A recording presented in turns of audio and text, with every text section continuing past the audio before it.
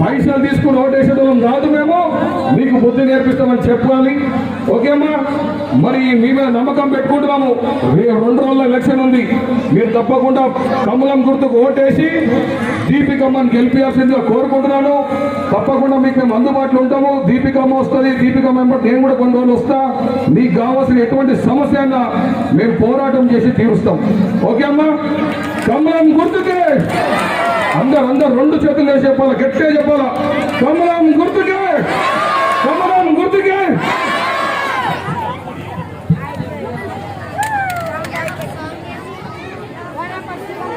మన స్థానిక నాయకులు వీరయ్య గారు ఒక 2 నిమిషాలు, ఎందుకంటే పెద్దలందరూ మాట్లాడాల్సింది ఉంది, ఒక 2 నిమిషాలు వాళ్ళ సందేశాన్ని వినిపించాలి.